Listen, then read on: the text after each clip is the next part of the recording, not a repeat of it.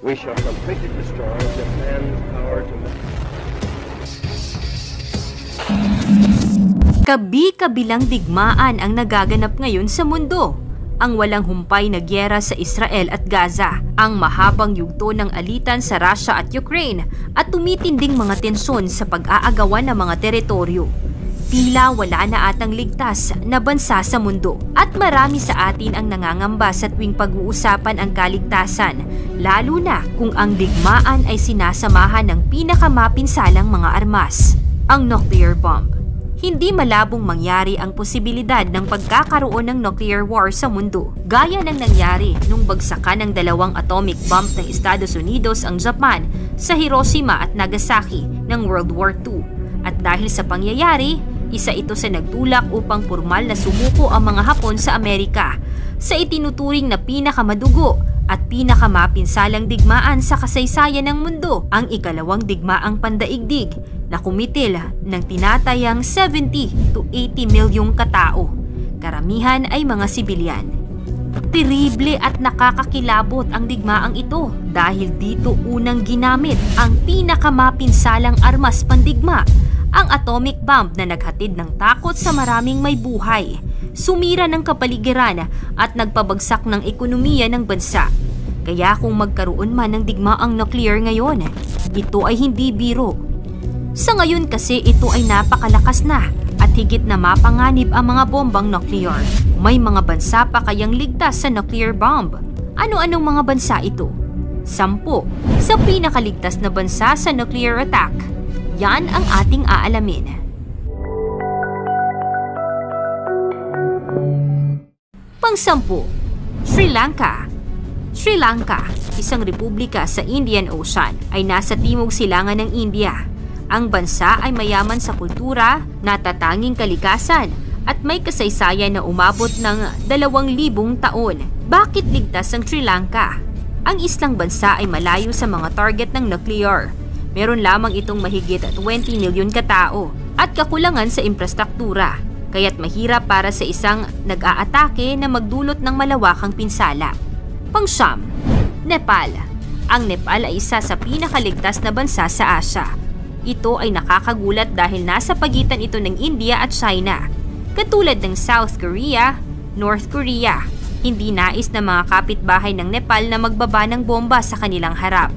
Ang mga mataas na bundok sa Nepal ay nagbibigay ng likas na proteksyon laban sa radiation. Ito ay isang bansang walang baybayin, ngunit naka-isolate, katulad ng isang bansang isla. Pang-8, Fiji. Maraming tao ang nagtuturing sa Fiji bilang paraiso sa Earth. Ang Fiji ay isang magandang islang paraiso na may kumikislap na asul na karagatan, di madamay na mga beach at luntiang tropikal na kagubatan. Bagamat totoo ito, maraming tao ang hindi mapapansin na ang Fiji ay isa rin sa pinakaligtas na mga bansa sakaling magkaroon ng nuclear war. Nangangahulugan nito na ito ay lubos na hiwalay sa iba pang mga bahagi ng planeta. Ang bansang isla ng Fiji ay naka-isolate mula sa iba pang lugar sa Pacific Ocean. Dahil sa malayong lokasyon nito, mas mababa ang tsansa ng nuclear assault sa lugar na ito. Pang-7, Greenland. Ang Greenland ay ang pinakamalaking isla sa pagitan ng Canada at Iceland sa Arctic Ocean. May 57,000 katao ang Danish Greenland. Bagamat limitado ang populasyon, mayaman ang Greenland sa wika at kultura. Karamihan sa mga nuclear missile ay hindi makakarating sa Greenland. Kung isang bansa ang maglunsad ng missile sa Greenland, ang ice sheet ay matatakpan ng malaking bahagi ng isla na naglilimita sa pinsala. Pang-6, Sweden. Itinuturing na tahimik ang Sweden. Ang rate nito ng pagpatay ay pangatlo sa pinakamababa sa buong mundo. Hindi lamang ito ligtas, kundi isa ito sa pinakaligtas na mga bansa sa aming listahan. Ang neutrality at non-alignment ng Sweden ay nangangahulugang hindi ito pumipili ng panig sa pandaigdigang krisis o sumasali sa mga military alliance. Ito ay nakakabawas ng panganib sa nuclear war ng Sweden. Pang-5, Norway. Ang Norway ay isa sa mga ligtas na bansa mula sa nuclear war sa Europa. Inirerepaso ng Global Peace Index ang Norway bilang ika-14 na pinakapayapa noong 2021. Ang Norway ay ligtas mula sa nuclear war sa ilalim ng ilang dahilan. Una, ito ay hindi gaanong populated. Ang isa sa nuclear assault ng Norwegian soil ay magdudulot ng isang kaunting pinsala. Pangalawa, ito ay medyo naka-isolate mula sa iba't ibang bansa. Ang isolation ng Norway ay nagpapababa sa posibilidad ng isang regional na pagtutunggali na maaaring umakyat sa nuclear war. Pang-apat, New Zealand.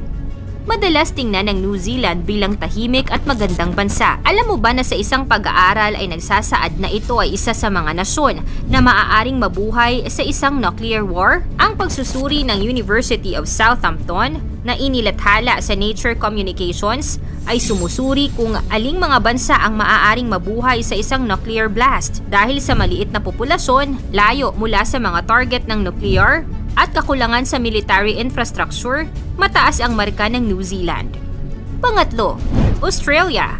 Ang Australia ay isang pangunahing kandidato sa kaligtasan mula sa nuclear war. Ang malawak at tuyong kontinente nito na may ilang malalaking sentro ng populasyon ay nagpapaliwanag kung bakit. Ang nuclear strike sa Australia ay mahirap at ang maliit na populasyon ay maglilimita sa pinsala. Ang militar na relasyon ng Australia sa US ay magbibigay ng proteksyon sa kanila sa isang nuclear conflict. Walang gustong umatake sa Australia na alam ang malaking nuclear arsenal ng US. Pangalawa, Canada. Ang Canada ay isang pangunahing mananatiling buhay sa nuclear war. Ang NORAD ang pangunahing military partnership ng Canada sa US. Sila ay nag-oorganisa ng military drills. Kung ang isang nuclear bomb ay aatakihin ng isang bansa, malamang na magtutulungan ng isa't isa. Ang Canada ay may malaking lawak ng lupa at hindi kakaunti ang populasyon. Ito ay nagpapababa sa panganib ng isang nuclear attack na sirain ang bansa. Sa isang atake, maraming bahagi ng Canada ay nasa rural at hindi gaanong tinitirhan na nagpapababa ng bilang ng namamatay. Bago ang ating number 1, sa panahon naman ng digmaan, ang pinaka-safe na lugar ayon sa pag-aaral, ang Switzerland, ang pinaka-safe na bansa sa panahon ng gyera dahil sa geographical location at defensive strategy ng bansa.